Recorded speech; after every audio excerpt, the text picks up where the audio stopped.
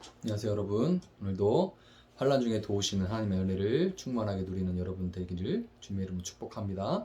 오늘 본문은 출애굽기 2장입니다. 레위 가족 중 한 사람이 가서 레위 여자에게 장가들어 그 여자가 임신하여 아들을 낳으니 그가 잘생긴 것을 보고 석 달 동안 그를 숨겼으나 더 숨길 수 없게 되매 그를 위하여 갈대 상자를 가져다가 역청과 나무진을 칠하고 아기를 거기 담아 나일강가 갈대 사이에 두고 그의 누이가 어떻게 되는지를 알려고 멀리 섰더니 바로의 딸이 목욕하러 나일강으로 내려오고 시녀들은 나일강가를 거닐 때에 그가 갈대 사이의 상자를 보고 시녀를 보내어 가져다가 열고 그 아기를 보니 아기가 우는지라 그가 그를 불쌍히 여겨 이르되 이는 히브리 사람의 아기로다. 그의 누이가 바로의 딸에게 이르되 내가 가서 당신을 위하여 히브리 여인 중에서 유모를 불러다가 이 아기에게 젖을 먹이게 하리이까.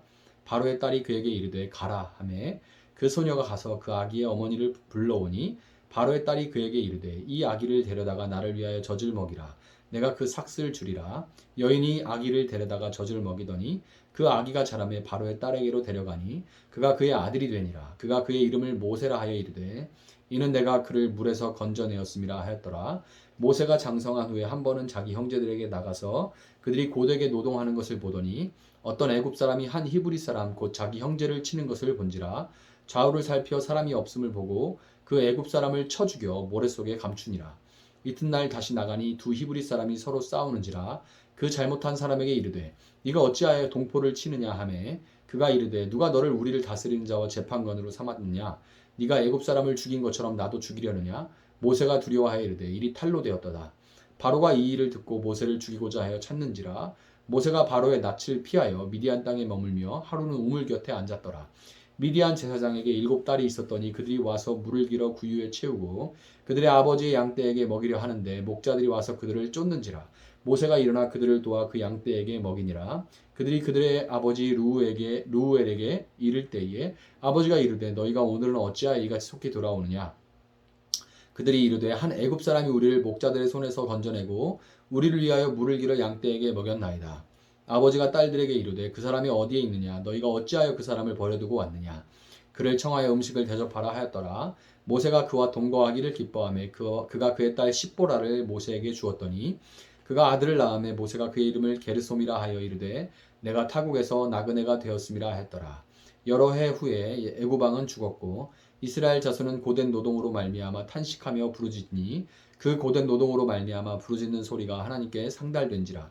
하나님이 그들의 고통 소리를 들으시고 하나님이 아브라함과 이삭과 야곱에게 세운 그의 언약을 기억하사 하나님이 이스라엘 자손을 돌보셨고 하나님이 그들을 기억하셨더라. 아멘.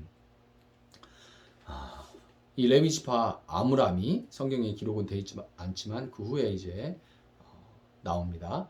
레위 지파의 아므람이라는 남자가 레위 지파 요게벳과 결혼하여 한 사내 아이가 태어났습니다. 2절은 그 아기가 잘생긴 것을 보고 석 달 동안 숨겼다 이렇게 말하는데요. 여기서 잘생긴으로 이렇게 번역된 토브라는 단어는 잘생겼다고 할 수도 있겠지만 선하다 이런 뜻입니다. 선하다 이런 뜻인데 이거는 그냥 착하다 이런 게 아니라 하나님의 뜻에 부합한다 이런 의미예요. 자, 그리고 그 어머니가 보고로 돼 있죠. 그 보고로 번역된 레흐라는 이 말은 생각했다 이런 뜻이에요. 생각했다. 그러니까 이 두 단어를 이제 보면 무슨 뜻이에요? 요게벳은 이 어머니 요게벳은 물론 아기가 너무 예쁘고 사랑스러워서 그렇기도 했겠지만 이 아이를 향한 하나님의 뜻이 있다는 그런 생각을 하고 감동을 받아서 그것에 대해서 생각을 하고 3개월 동안 그 아기를 목숨을 걸고 숨겼던 거예요. 아이가 100일쯤 되면 이제 우는 소리도 커지고 아이가 막 무럭무럭 자라거든요.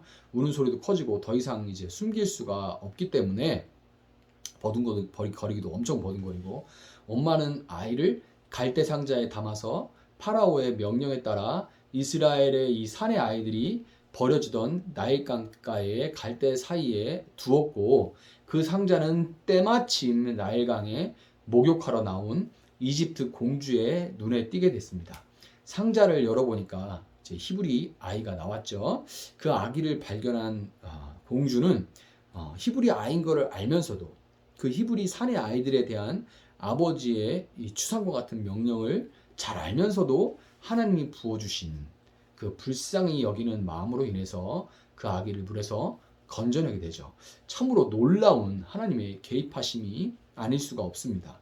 요게벳을 감동하셨던 그 하나님의 뜻은 그 아기가 파라오의 살해 명령으로부터 그 생명을 건진받은 것처럼 강물에서 그 생명을 구원받은 것, 건져서 구원받은 것처럼 동일하게 동족 이스라엘을 파라오로부터 앞을 가로먹는 홍해로부터 건져내도록 하는 것이었습니다.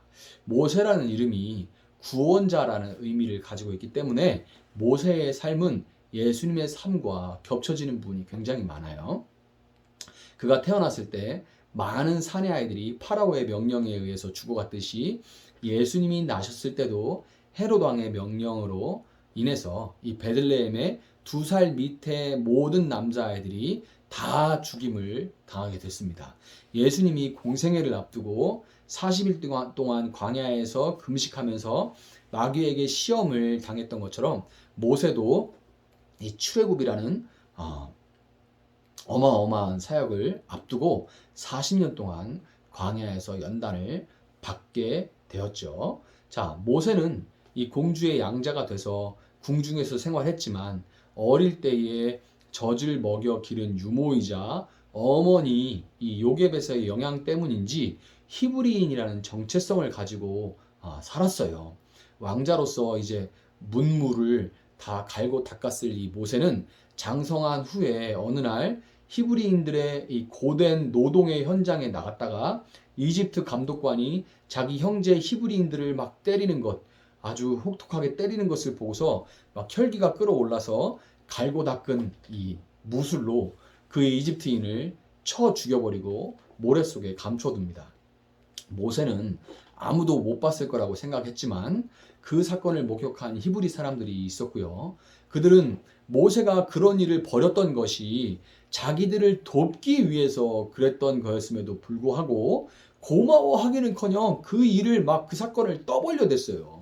그 바람에 그 사건은 돌아 결국 파라오의 귀에까지 들어가게 됐고 가뜩이나 공주가 자기 명을 어기고 히브리인을 양자로 들인 것부터 마음에 들지 않았던 차에 이 파라오는 잘됐다. 그러면서 이 살인을 범한 모세를 죽여버리려고 합니다. 모세는 아마도 어릴 때 어머니로부터 하나님께서 자신을 특별히 건지셨고 궁중에까지 들어가게 해서 왕자의 신분이 되게 하신 데는 동족을 위한 큰 계획이 있을 거다 라는 그런 이야기를 들었을 테죠.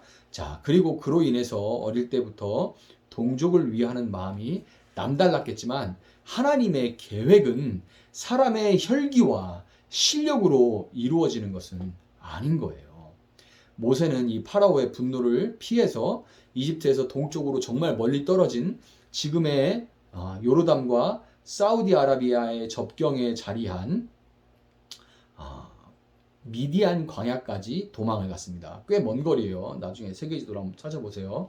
비록 모세 본인의 잘못으로 인해서 오게 된 그 광야지만 하나님은 그 광야에서 모세를 기다리셨고 그동안 그가 이제 혈기로 살아온 그가 더 이상 혈기가 아니라 하나님의 뜻에 따라서 이스라엘을 구원할 자로 그렇게 다듬고 빚어가십니다. 이집트의 궁궐에서 40년 동안 제왕학을 이수한 모세의 이후 40년은 그 40년의 인생은 미디안 광야에서 양떼를 치는 목자의 삶이었고 그 후에도 모세의 인생 전체가 광야에서의 삶이 되었죠.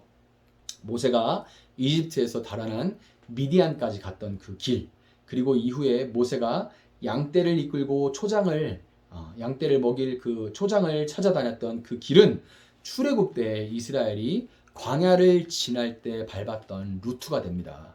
만약 모세가 궁중에만 있었다면 그는 결코 그 많은 이스라엘 백성들을 광야로 이끌어낼 수가 없었을 것이고 또한 양떼와 같이 우둔하고 고집스러운 이 이스라엘 백성들을 목자의 심정으로 온유하게 인내하면서 인도해낼 수 없었을 거예요.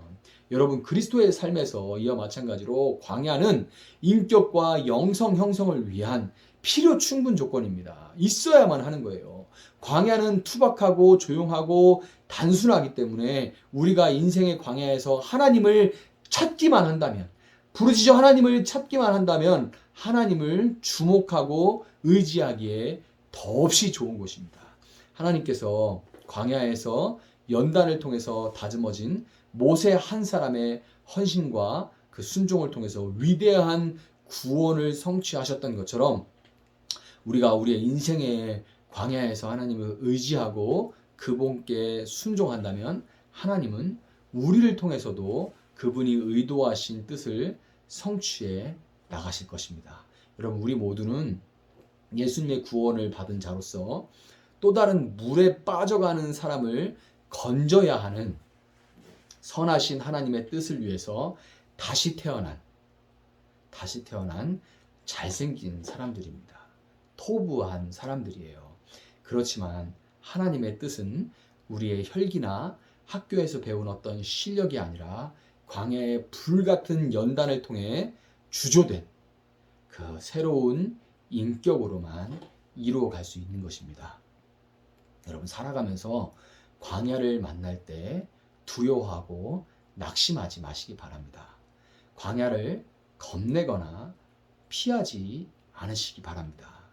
광야는 우리가 어떤 태도로 임하느냐에 따라서 우리 인생의 고난과 어려움을 어떻게 우리가 대하느냐에 따라서 인생에서 하나님의 의와 뜻을 이룰 수 있는 가장 훌륭한 통로가 될 수 있다는 것, 여러분 그것을 믿으시고 오늘 광야를 지난 여러분의 하루를 다르게 보고 다르게 맞이할 수 있기를 주님의 이름으로 축복합니다. 제가 한번 기도하겠습니다. 사랑하시는 하나님 감사합니다. 하나님은 모세의 혈기를 쓰지 않으시고 그를 다듬으셔서 변화된 인격으로 온유한 성품으로 하나님 그를 통하여 일하셨습니다. 하나님이 쓰시기에 우리 너무나 모나고 우리 너무나 이가 빠져 있음을 고백합니다. 하나님 우리를 연단하셔서 순전하게 하시고 하나님 쓰시기에 좋은 그런 깨끗한 그릇 되어 하나님 나라를 위하여서 하나님의 놀라운 구원 계획을 위하여서 우리 삶을 사용하여 주시옵소서. 그 소망을 우리 심령 가운데 갖게 하여 주시고 많은 어려움들이 있을 수밖에 없지만 그것들을 하나님을 신뢰하는 가운데 하나님 우리를 연단하시는 과정으로 맞이하여서 하나님 우리가 정말 낙심하고 무너지지 아니하고 늘 감사함으로 하나님을 더 의지할 수 있는 사람들 되어갈 수 있도록 하나님 붙들어 주시옵소서. 감사함이 예수님의 이름으로 기도합니다. 아멘. 오늘 주신 말씀 붙들고 계속해서 기도합니다.